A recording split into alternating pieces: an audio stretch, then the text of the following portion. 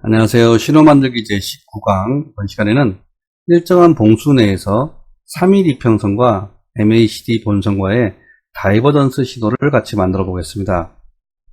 신호 자료집 72페이지에 있는 그림이고요. 우리가 보통 그 다이버전스라고 하는 것은 가격의 방향과 보조지표의 방향이 서로 반대로 진행될 때를 다이버전스라고 얘기하죠.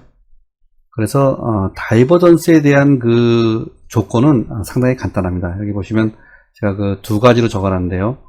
이번 시간에 만들 것은 제가 6봉으로 제안을 해봤습니다. 그래서 6봉 연속 3일선이 하락한 이후에 상승 전환, 이것이 그 첫 번째 조건이 되겠고요. 두 번째 조건은 6봉 연속 MACD 본선의 상승을 두 번째 조건으로 설정을 해봤습니다. 이렇게 다이버전스에 대한 그 조건은 상당히 간단한데요. 다이버전스 신호를 키움에서는 좀 만들기가 상당히 까다롭죠. 그 까다로운 이유는 우리가 그 추세에 대한 정의를 명확하게 할 수 없기 때문에 그렇습니다. 여기 보시면 이 윗꼬리가 긴 음봉부터 시작해서 이 아래쪽 부분까지는 우리가 눈으로 봤을 때는 하향 추세가 명확합니다. 그런데 이것을 우리가 수식으로 나타내고자 할 때에는 어떤 기준이 하나 있어야겠죠. 이번 시간에 하는 것처럼 3일선을 만약에 기준으로 한다면은 이 위치부터 이 위치까지는 하향 추세가 아닌 하향과 상승이 섞인 그런 추세가 되겠습니다. 그리고 우리가 그 캔들의 중심을 기준으로 한다고 해도 상승과 하락을 지금 반복하는 그런 그 현상이 보이기 때문에 우리가 그 이 부분을 하향 추세라고 정의를 내릴 수가 없습니다. 그래서 다이버전스 신호를 만들 때에는 추세에 대한 정의를 어떻게 할 것인가가 가장 중요한데요. 만약에 이 정도 범위에서 우리가 어떤 다이버전스 신호를 만들어낸다고 했을 때에는 이런 경우가 있습니다. 이런 방법이 있습니다. 전체 캔들에 대한 것을 다 조사하지 않고 첫 번째 캔들과 마지막 캔들에 대한 그런 그 가격만 우리가 알아낸 다음에 그 하락률이 몇 % 이상 됐을 때 그때를 하향 추세라고 정의하자라고 할 수도 있습니다. 또는 첫 번째 캔들과 중간 캔들 그리고 마지막 캔들이 계단식으로 하향을 한다면 그것도 하향 추세라고 정의해보자 라고도 우리가 정의를 내릴 수가 있습니다. 추세란 것이 대략적인 방향이기 때문에 우리가 그 하나하나 캔들 하나하나에 대한 그런 값을 다 반영할 필요는 없겠죠. 그래서 이 시간 이후에 혹시나 그 다이버전스 신호에 대한 수식을 한번 만들어 보시고자 하시는 분들은 이 추세에 대한 정의부터 하신 다음에 오늘 그 신호 수식에서 만들어내는 그런 그 방식 그대로 수식을 옮기시면 됩니다. 혹시 하시다가 잘 안 되시는 분들은 제 그 블로그 메모 게시판에 올려주시면 저도 같이 한번 그 고민을 해보겠습니다. 그럼 그 오늘 만들 신호 수식을 지금부터 구현을 해보겠습니다. 수식 관리자 누르시고요. 신호 검색하셔서 새로 만들기. 제목을 이평과 MACD 다이버전스라고 이름을 짓겠습니다. 그리고 이동평균선 하나와 MACD 하나를 정의를 해야겠죠. 먼저. 그래서 MT라는 그런 변수에다가 이동평균선을 정의를 해보겠습니다. 자, 3일선을 먼저 정의를 하고요. 그 다음에 M이라는 변수에다가 MACD를 숫자를 바로 넣어 보겠습니다.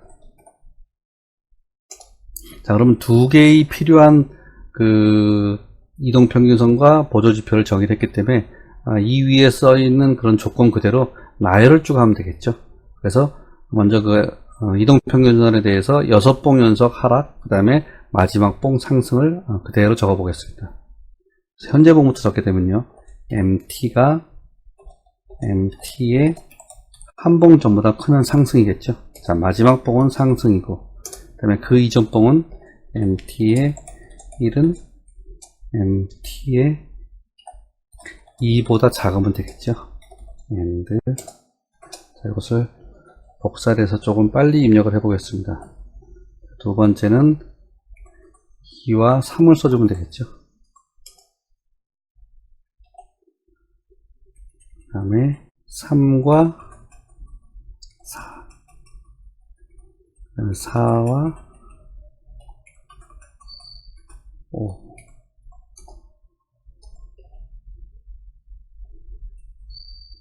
그 다음에 6번째와 5번째와 6번째, 6번째와 7번째를 비교하면은 이동평균선의 6봉 연속, 그만큼이 6봉 연속 하락이고요.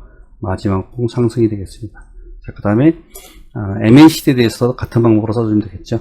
자, MACD는 계속적인 상승이기 때문에 이렇게 써주면 되겠죠.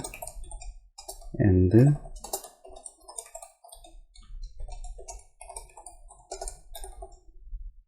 자, 이것도 복사를 해서 빠르게 입력을 해 보겠습니다.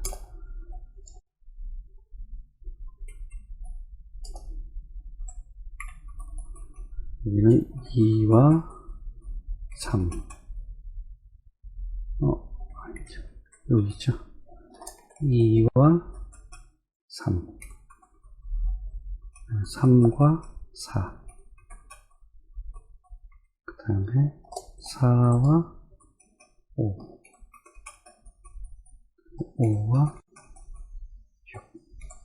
자, 이렇게 하면은 MACD는 6개, 그 다음에 이동평균선은 7개에 대해서 비교가 끝났습니다. 자, 마지막에 AND를 지우시고요. 세미콜론을 찍으면 되겠죠. 작업 저장, 수식 검정. 자, 이상이었죠. 자, 이렇게 되면은 우리가 그 다이버전스에 대한 그 수식은 이렇게 그 구현이 되게 간단합니다.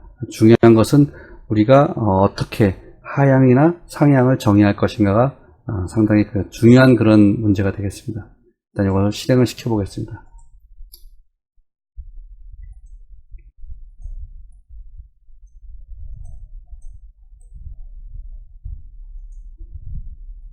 이 위치에 그 신호가 나오고 있죠. 밑으로 옮겨 보겠습니다.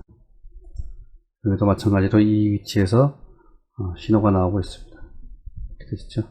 같은 위치에서 우리가 그 다이버전스에 대한 그런 질문들을 제가 상당히 많이 받는 편인데요. 그럴 때마다 조금 조건이 명확하지 못해서 이것은 조금 어렵습니다라는 그런 답변을 많이 달아드리고 있습니다. 어떤 그 상향 추세나 하향 추세에 대한 그런 추세에 대한 정의만 명확하게 하시면은 그 이후에 그 수식으로 바꾸는 것은 상당히 간단합니다. 자,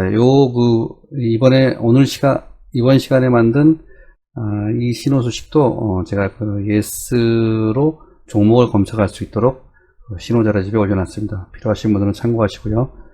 오늘은 3일 이평선과 MACD 본선과의 다이버전스 신호를 같이 만들어 봤습니다. 이번 시간에 여기까지 하겠습니다. 고맙습니다.